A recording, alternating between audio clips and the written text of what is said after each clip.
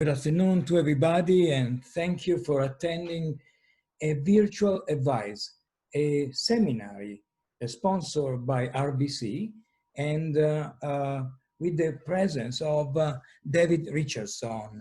I just want to spend a few words about introducing this event. My name is Corrado Paina. I'm the Executive Director of the Italian Chamber of Commerce of Ontario, Canada. Virtual Advice is really an intriguing title for a presentation that talks about change.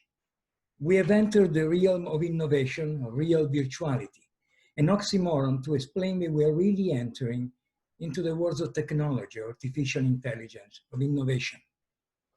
We learn a lot in these days of the importance of technology, of working from home, how the family has become a new social and economic unit. It is a new world and the economy must adjust. We're learning, but we're also living days of uncertainty, of fear, of confusion. I'm happy to tell you that this session is the first of 4 events sponsored by Royal Bank and organized by ICCO Canada.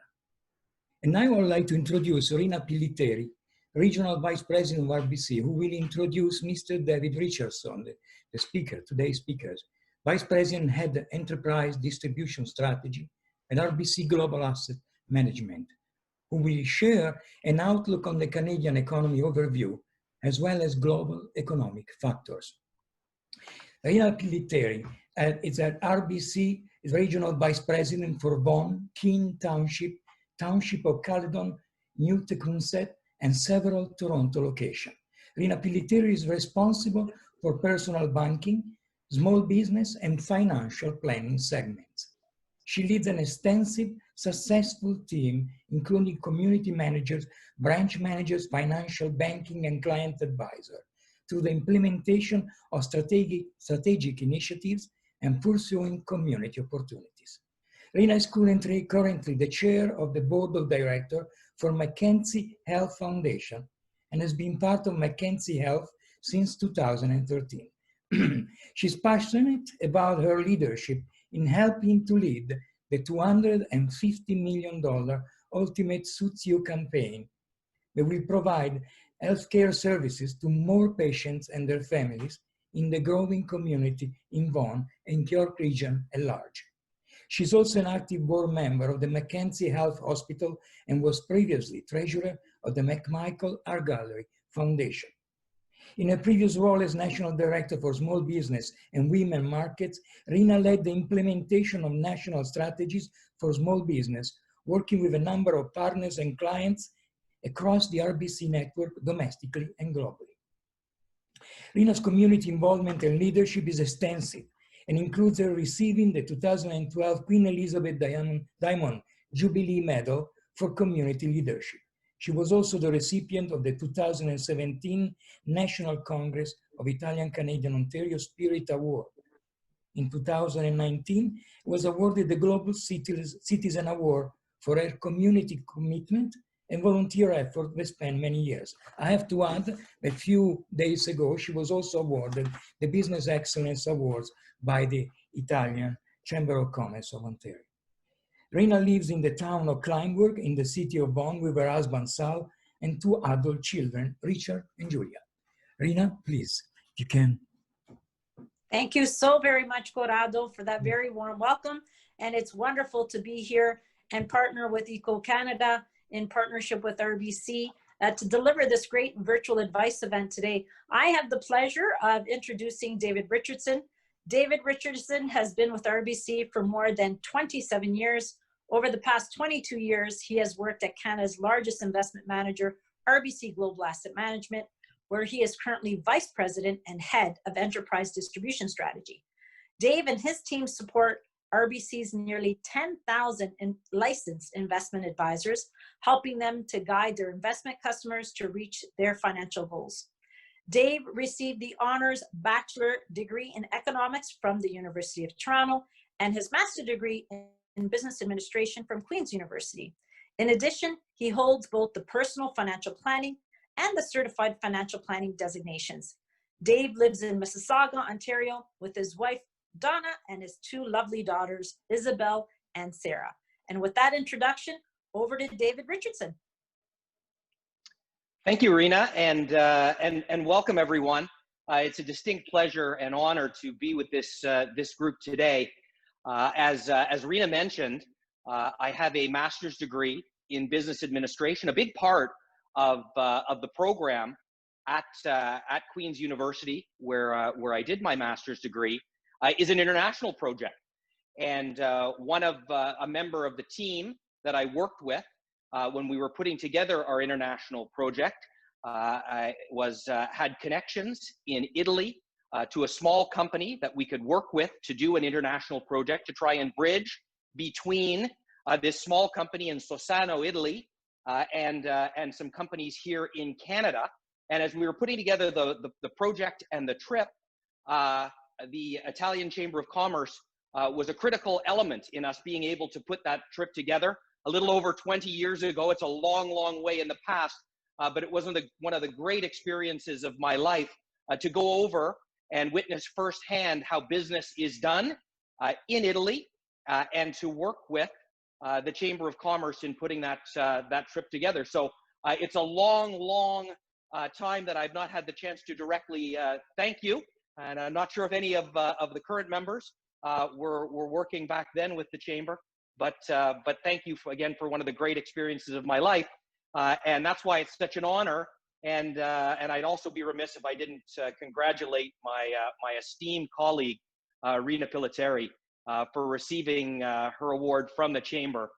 It is richly deserved. I've enjoyed working with Rena now for I think about 25 years. We'll keep that quiet for now.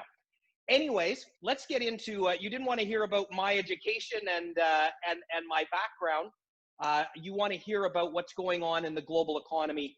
And obviously, 2020 has been a year, I think, really beyond what any of us have lived through. I know I'm sitting here in my early 50s, and I don't recall a year that has been as eventful and as chaotic as this year. And of course, the key driver of that, and the key driver of a lot of what we're going to talk about when it comes to the global economy, and when we start to drill in on the Canadian economy and the economy in our local communities, is the virus and how we are going to manage the virus from here, what the status of the virus is, and how governments and businesses are managing around the advent of the COVID-19, the coronavirus. And I think Corrado had some very interesting and elegant comments, articulate comments around the changes that we're all going through as business people. You know, I had planned to spend my spring vacation, my 20th anniversary trip with my wife, was to go to Rome earlier this year, and COVID disrupted that. And so my business, all the things I was going to do around that trip are postponed. The business I was going to do in Italy, postponed, set off until later on. And we have to wonder that until that breaks, we still want to go back and do that trip, but until we have some progress around the virus, that can't happen. And so we've gone to this virtual medium, so we can still, and we adapt and we innovate, as Corrado said, and we come back with a different way of getting things done, keeping our businesses going, staying communicated and in touch, and building family and community. So it is a critically interesting time, and we have to start with virus. So let's go to the virus. Let's go to the first chart, if we can. And we're gonna have a lot of charts up on the screen. And what we're showing in this chart here is the path of the virus and sort of where we sit today. If we go to the first chart in the series, there we go. We can see the global COVID-19 cases and deaths. We are starting to see what was anticipated really right from the start of this virus, and that was that we would see a second wave come. And we're seeing that in some parts of the U.S. We're seeing that particularly here in Ontario, where we are, and Canada. and in some parts of Europe. And what is going to be interesting and critical as we look forward in terms of the way COVID continues to affect the economy is how we manage this. If we think back to where we were in February, March, and April, all around the world, this was a new virus. It's a novel coronavirus, which means it is a new virus. We have not dealt with it before. So we're working with imperfect information, with much uncertainty in terms of how to manage it. So the route that governments took was a prudent one, I think in most people's opinion, and that was to shut down economies, to keep people apart, to try and quell the spread of the virus, and to limit its impact on the overall population, to keep the healthcare system functioning country after country. And that largely played out effectively in flattening the curve around the virus, but it had devastating economic effects. Now we are 6 months further into this with all of the great minds of science and finance and government having now spent 6 months focused on this problem and trying to resolve it. Vaccines, treatments, other methods of working with social distancing, technology, tracking, things of that nature, so that we can handle the next wave of this virus perhaps differently from the first, have more success in keeping cases and fatalities down, but also keep economies functioning more normally so that we don't have the same economic impact that we had the first time around. One of the things that was critical, and we'll talk about this as we go through the economic part of the presentation. I was laughing with Corrado that my master's degree is in economics and business administration, but I've had to become a minor in epidemiology through this to track what's going on with the virus, because the virus has such a direct connection to what's happening in the global economy. So how we handle it from here is going to be critical.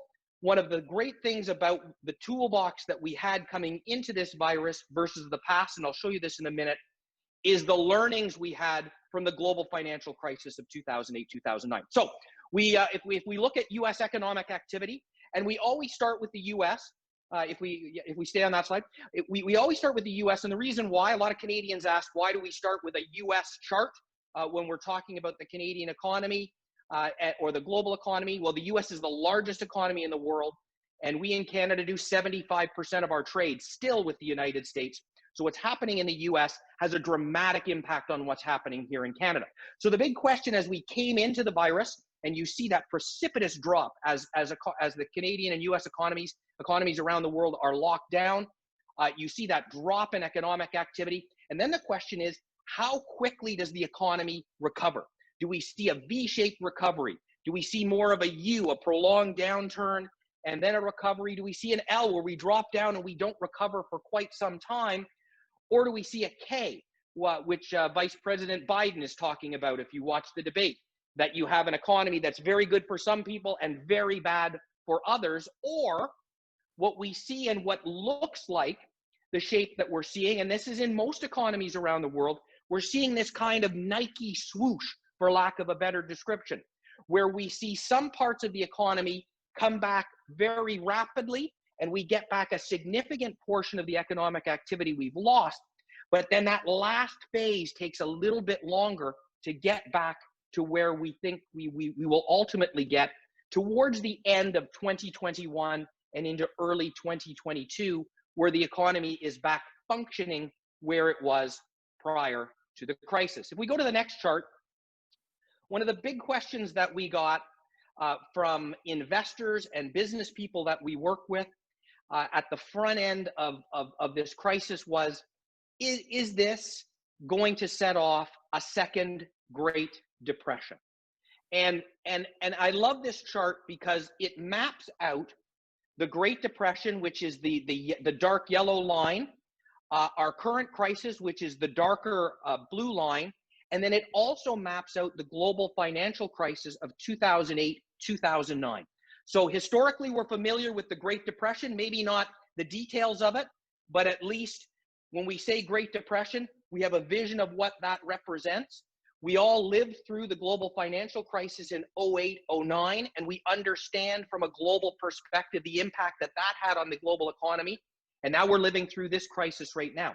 And what's interesting is you see, as we track them over top of each other, what we're seeing in the recovery from COVID is that we had that sharp downturn. In fact, in a short period of time, a sharper downturn than what we saw in the Great Depression.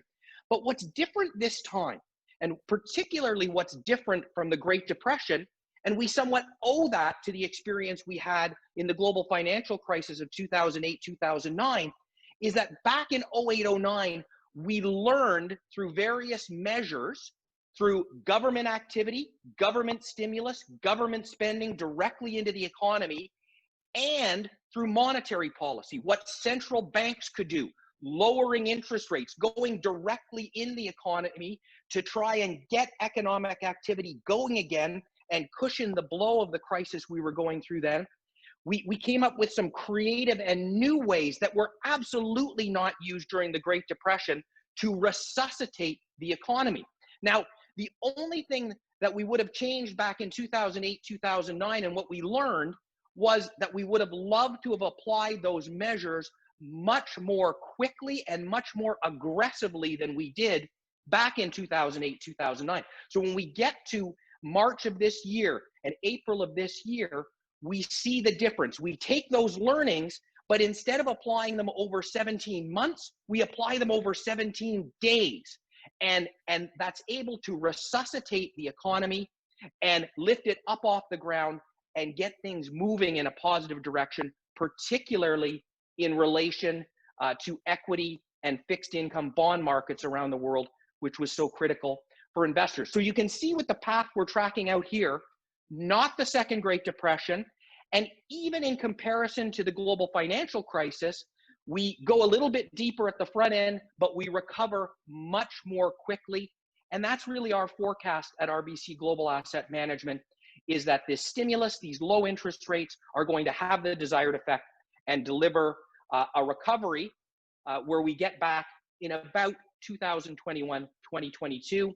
We're expecting growth in Canada to be about -5 to 6% for 2020, growth in around the 4 to 5% positive in 2021, and then around 3 to 4% in 2022, which again tracks us towards late 2021, early 2022 for when we fully recover. Let's go to the next chart. And here's where we see the status in various areas of the economy where we've seen the recovery. And again, this is your, back to your Nike swoosh, where we've seen some areas of the economy come all the way back.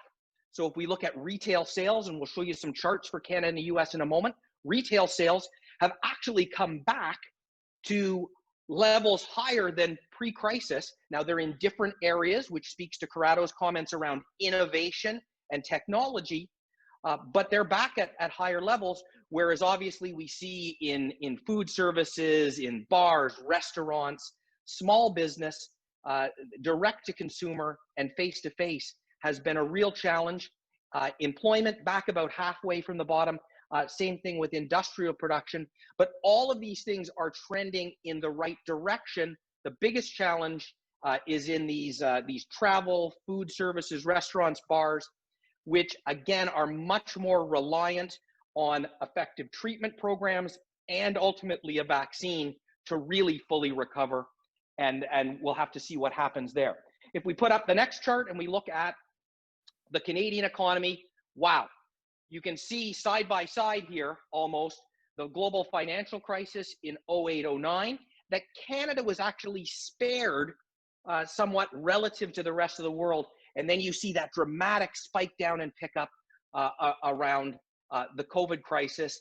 It really is like nothing we've seen in our lifetimes. The amount that the economy slowed down, which we did by choice to control this virus, but then the snapback. Now, Canada this time has fared a little bit worse than other economies around the world.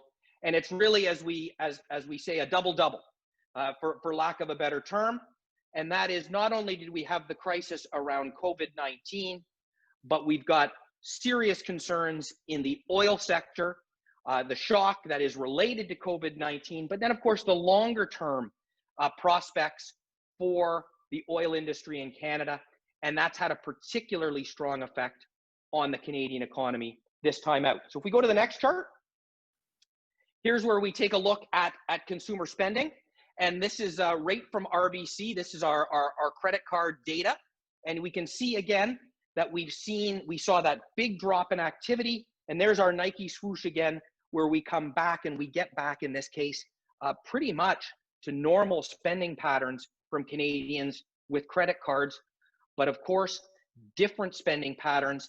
And this, for those of you who are operating small, medium-sized, large businesses, Corrado's comments around innovation and technology and the adoption of that innovation and technology, the ability to adapt through different environments has been incredible to watch businesses do this, and is really something that is just going to be a base case going forward, the ability to adapt in a changing environment. You know, our anticipation would have been that we would have moved much more towards a web-based and virtual setting over the next decade. That's now been concentrated into a much shorter period of time. And businesses need to adapt because consumers are adapting very quickly. Let's go to the next chart. Here we see mobility data. And what we're looking for here is, and why I put this up, is again, we see that commonality around the sort of Nike swoosh shape that we're talking about. But in this case, we start to see the impact of a potential second wave of the virus. And even in some areas here, transit, which is the yellow line, which never really recovers, shows you that whenever we're talking about businesses, enterprises, activities that require people gathering together, we're still a long way from seeing that come back to normal. Activities that we can do independently and where we're choosing to go can come back very quickly. Now we're going to see just how far we fall back in these activities with this second wave. And as we've been watching in the US over the last couple of days, and ongoing debates always in Canada, which will somewhat follow what the US is doing, what is going to happen in terms of stimulus and extension of that stimulus out of the Canadian government if the economic activity caused by a second wave of cases creates more disruption in the middle of the Canadian economy. Let's go to employment next. And this is something I'm sure is of interest to business owners and community leaders. You see again the incredible disruption in terms of underemployment, not just unemployment. We've seen that pull back over the last several months. And again, it's the second wave and the impact that the second wave could have that we want to watch and monitor to see the impact that this has on employment in Canada. We continue to believe that therapeutics, the arrival of a vaccine, better understanding of how to manage the virus this second time around is going to have a better outcome in terms of what happens in the economy. So we remain optimistic again that we're going to see economic activity return in the back to where it was in the latter stages of next year and early 2022. So if we go to the next chart, where are we in the economic cycle? And we do a lot of this when we talk. I primarily talk to investors when I'm doing presentations, and so we're always interested in where we are in the economic cycle. And of course, the economic cycle goes from boom to recession, recovery, boom again. That's the cycle we go through, and we want to understand where we are in the economic cycle so that we can make decisions on how we want to take risk. Right? So when we get to the latter stages of the economic cycle, we want to take fewer risks. When we're early in the cycle, right, and we have the right economic setting, we're confident about the setting that we're in, that's where we want to take on more risk. And so even coming into this without the prediction of COVID-19, when we were talking to clients over the last couple of years, we were saying when we were looking at different economic factors, and what this chart shows down the left-hand side, various economic factors, And then with the bars, we highlight at which stage of the cycle we think each of these economic factors are indicating that we're in. We were saying last year and the year before, we were getting into the latter stages of the economic cycle. So it was prudent for our investors and for businesses to take a little bit of risk off the table. Not everything, but take some risk off the table. COVID plunges us into a recession, which we're in the midst of right now. Interest rates drop, fiscal activity, government spending picks up, which ultimately moves us into the start of an economic cycle. And that's really where we think we are. And so this resets the thinking around risks that we want to take, because at the start of an economic cycle, we want to benefit from riding through that entire economic cycle as the government, as the economy grows and ultimately starts to generate more economic activity, and we benefit from that. So we think we've moved back to we're in the beginnings of the start of an economic cycle. And again, that is consistent with our view that we start to get back to more normal levels of economic activity next year. Let's go to the next chart. And here's where we come in on the second wave. And this is the example of Spain. And this is where we see particularly Spain, France, the United Kingdom, and the US really perhaps never even got out of it, is we're coping with a second wave of the virus. And of course, from a seasonal perspective, there's seasonal risks, the addition of the seasonal flu that comes into play right now, and other illnesses when people come from outside to inside as the weather gets colder, and the impact. So this is something we're going to have to watch very closely. But we found this measure from Oxford University, if we go to the next chart. And this is what I was talking about with respect to risk and the way we manage the virus in this second wave versus the first wave.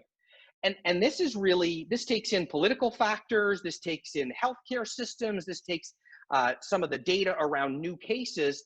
And actually for a number of countries, and you can see we've got Italy here on the chart as well, where different countries are in terms of their ability to continue to keep their economy open as we move into the second wave.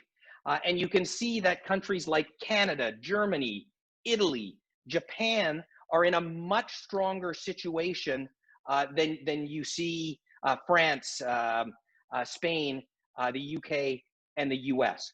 So this is one that we're going to watch. We continue to be optimistic again that the learnings from the first wave of the virus can be applied here, and we get a better outcome through the second wave, both on the health front and the economic front, and that's something to watch for. Let's go to the next chart. So coming out of this, what are going to be some of the big challenges with respect to coming out of the virus? Well, fiscal drag, and I think this is a longer term picture. I'll talk specifically about debt in a moment. But obviously, when governments all around the world rack up lots of additional debt, and debt was already at high levels in some countries, so this just compounds the problem. That is ultimately a drag on economic activity. We've seen that is a drag on economic activity in Europe and has been for quite some time. It's a drag on the Japanese economy, and it's an issue for the US. And it's something that's going to have to be managed quite aggressively once you get to the other side of this crisis. We also see credit issues come up in some economies.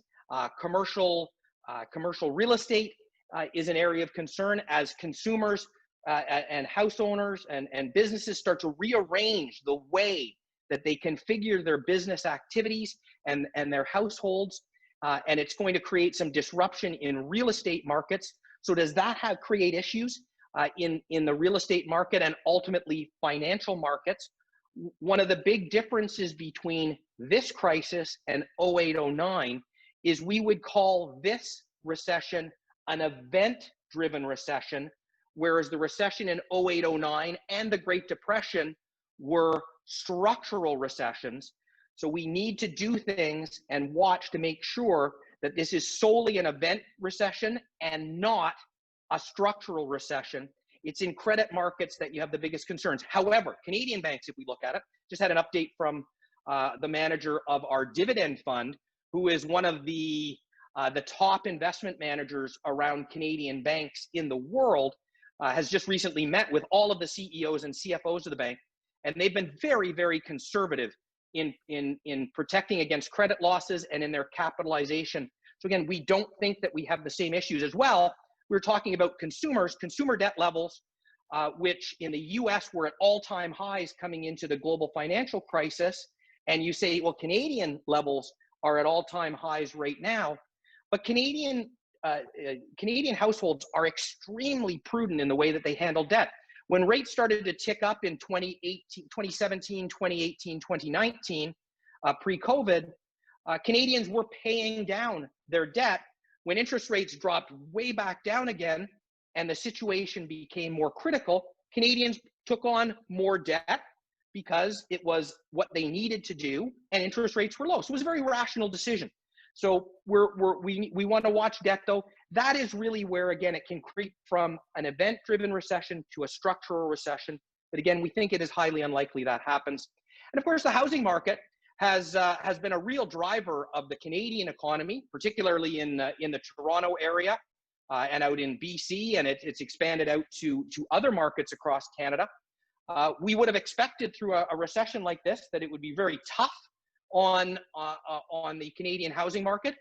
But similar to the US and other parts around the world, it's actually been a boom. It's created activity. The question is, how does that activity play out over time?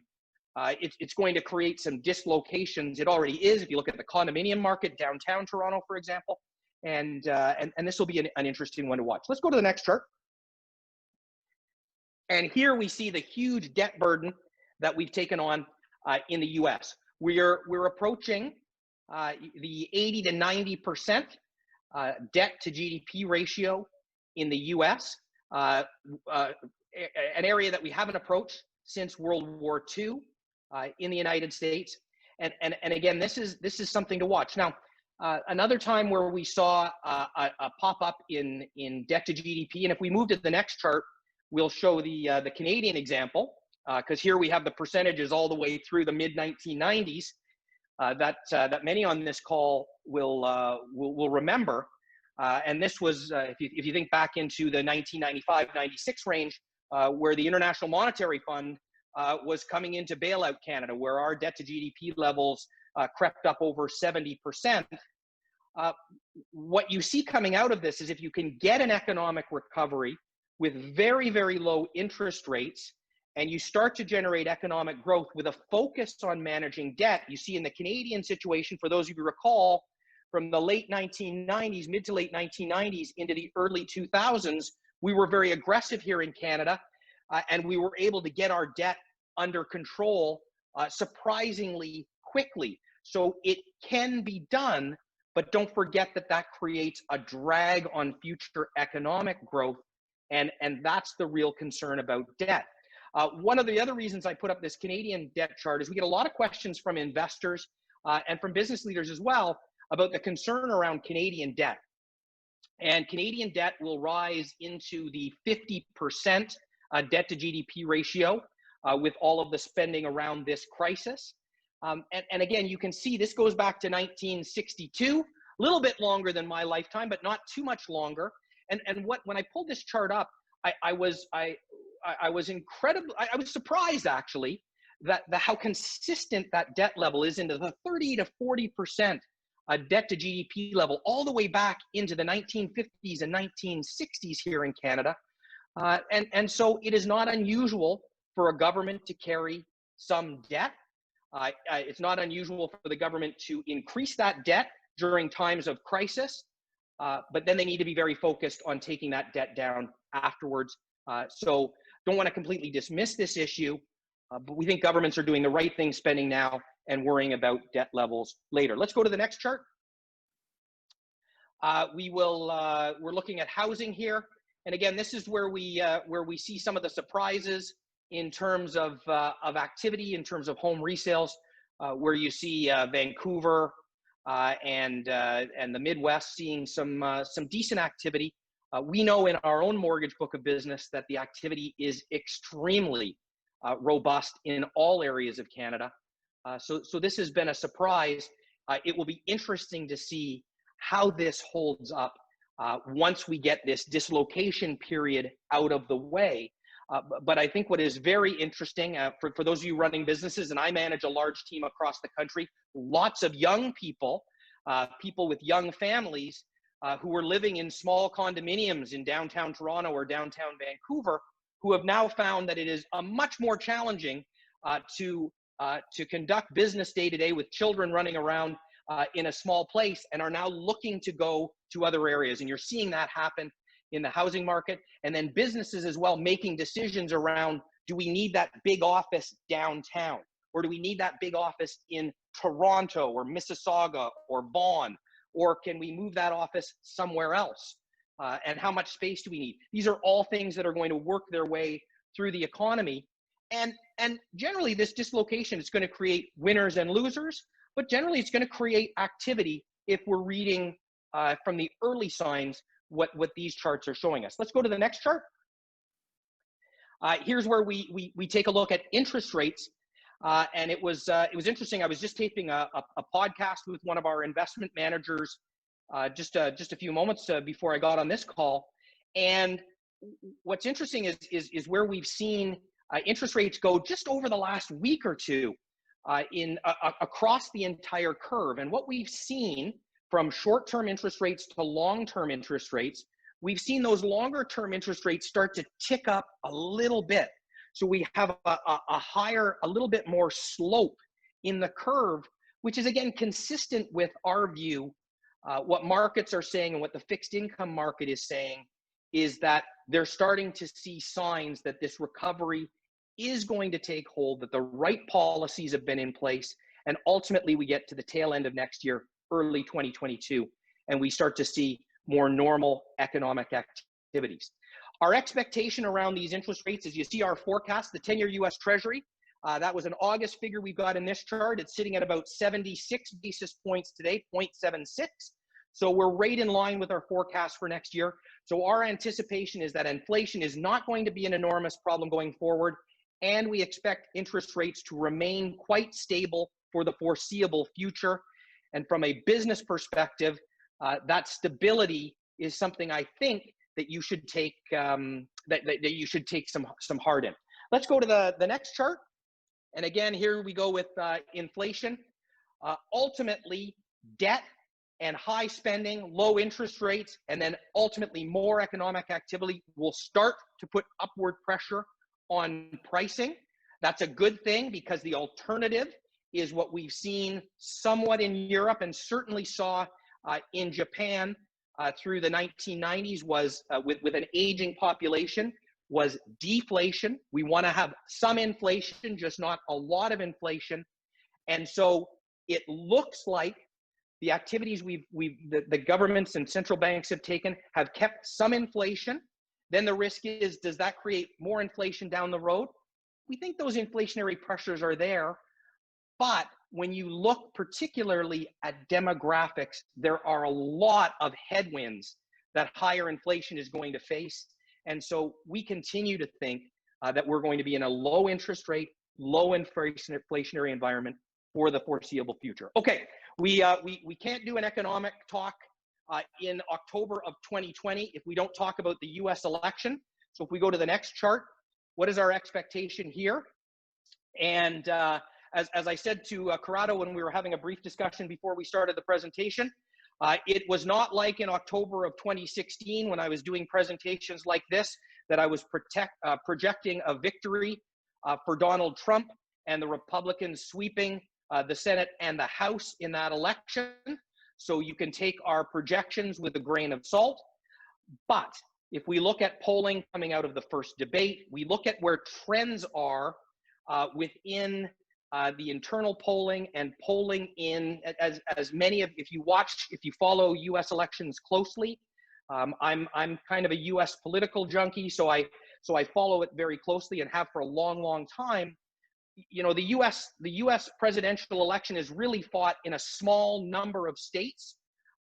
across a very small portion of the electorate in those states. That's what makes the difference. And so what was missing in the polling and missing in the analytics in 2016 was looking deeper into what was happening in places like Wisconsin, Michigan, Pennsylvania back in 2016. You've got much more focus on that this time. And what you're seeing are trends that are different than what we saw in 2016. So our expectation is that at the very least, the Democrats win the White House and the House of Representatives, or maintain control there. The Senate is really a 50-50 flop.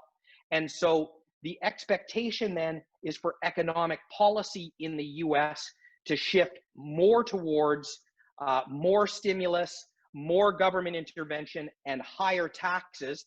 And for us here in Canada, obviously that's not politically, you don't have a direct connection between what happens in the US and Canada, but higher corporate tax rates in the US just opens up options for taxes on a personal and commercial level here in Canada in terms of the competitiveness between the two economies. So that's something to look for. Let's look at the next chart. This is for those of you who follow markets.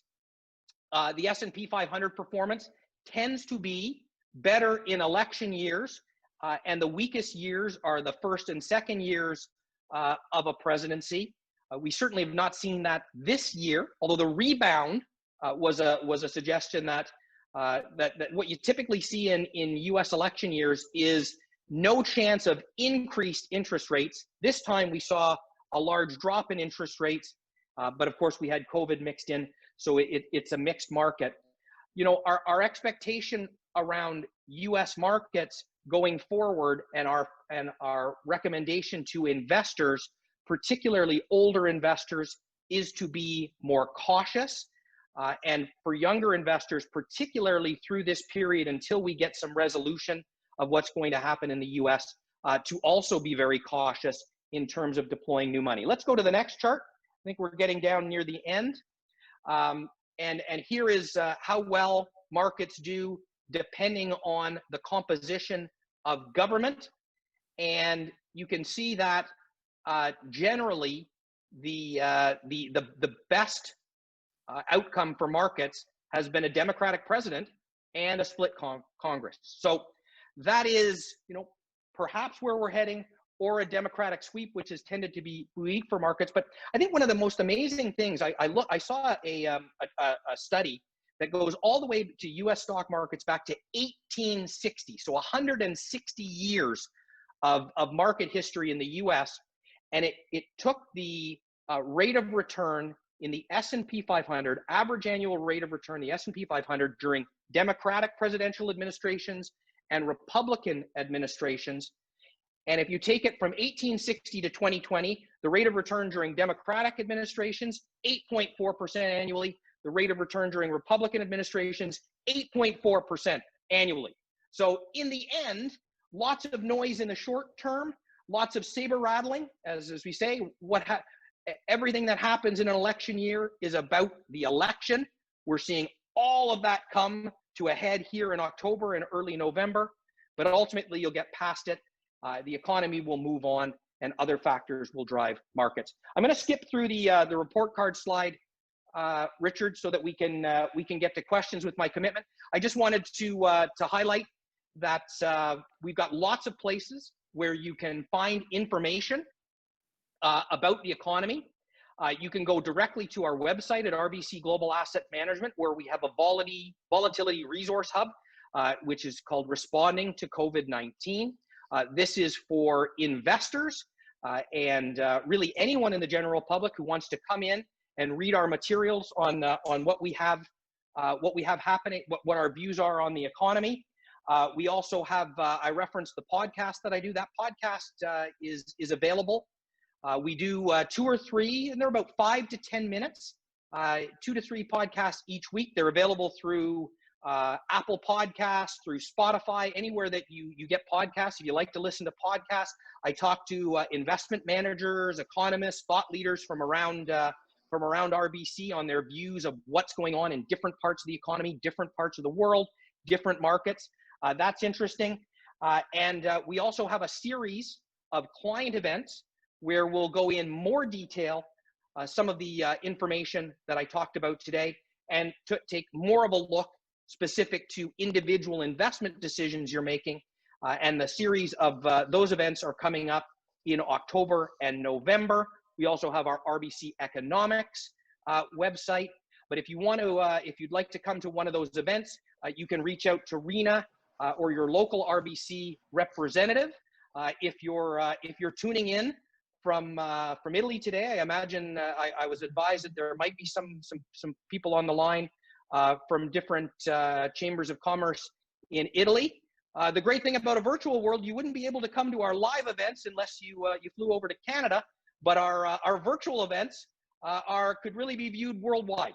So if that's something that's interesting, I'm sure your colleagues here in Canada can hook you up to that broadcast. I'll be doing those presentations in October, November. But I really want to thank everyone for their time today.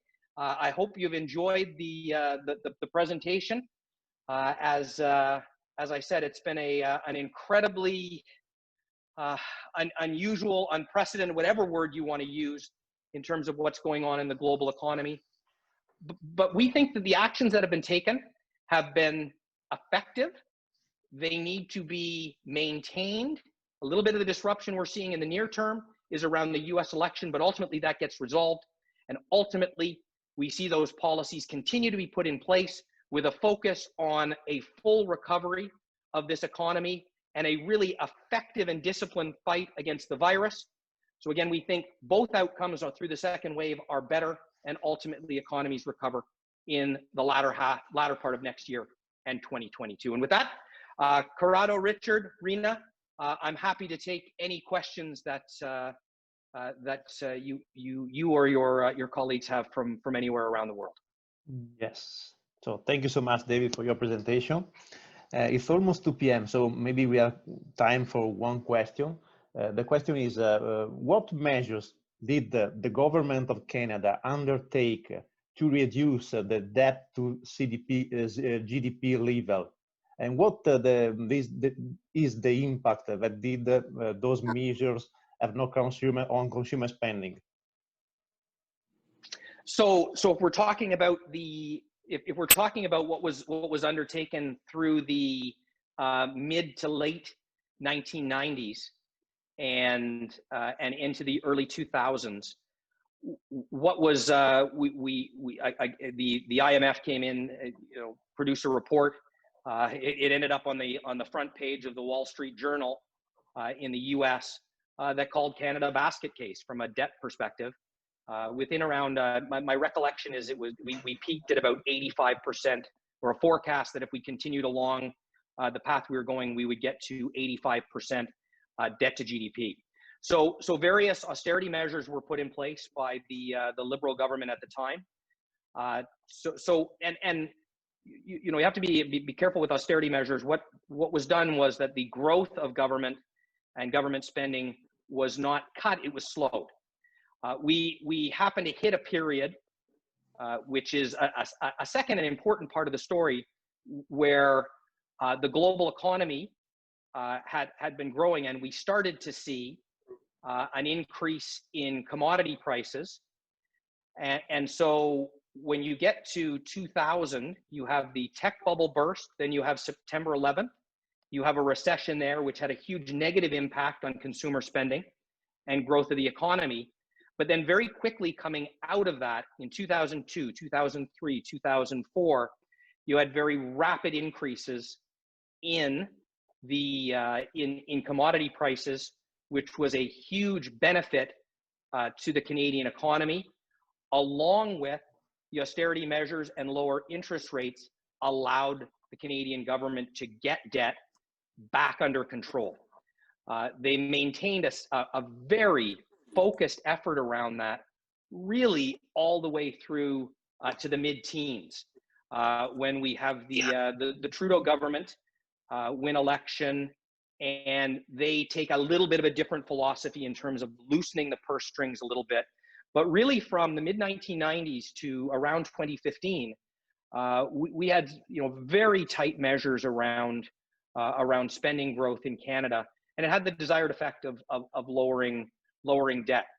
The power that the U.S., if we translate that to the U.S. situation, the power that the U.S. has as the reserve currency of the world, along with debt taken on, and a lot of this new debt being taken on at extremely low interest rates, virtually zero interest rates, and the prospects of driving higher economic growth than they've experienced through much of the teens, creates an environment where if they focus on it, they may be able to do a fairly good job controlling that debt. I would not say, based on watching American politics and the way American politics interacts, that I'm overly optimistic that they'll have the discipline to do that. But they'll certainly at a point when we get out of this crisis, they'll have the opportunity to do that, and they will need to. Thank you so much. So I think we have now enough time. So if you have any other question, we will be glad to answer you by email. You can write directly to the email address that you find in the chat, and we'll get back to you soon. And thanks so much for participating. Corrado, if you want to go ahead. Thank you, Richard. I have no words. A fantastic presentation, extremely insightful. We really enjoyed the presentation, some sad realities, but the virus of an event recession can definitely be fought. There are some elements, structural elements of recovery in our economy, and I'm sure that the message at the end is positive, despite the years that we're going to face. We're going to face some realities, some sad realities, but we're going to make it, I'm sure. And I'm sure that this is the message that we all want to convey. I want to thank Rina Pilliteri and Royal Bank of Canada for their sponsorship. David Richardson, really I have no words, but I love this kind of presentation. I hope we're going to have more from you. And also want to thank Richard and Isabella for the work they've done in organizing this event, and all the office of the ICCO Canada, including, allow me to say the name, Ilaria, Tiziana, Marisa, Mary, Astrid, Monica, Federico, Luca. Thank you again to the attendants. Thank you very much, and we're going to see each other soon. Have a good day.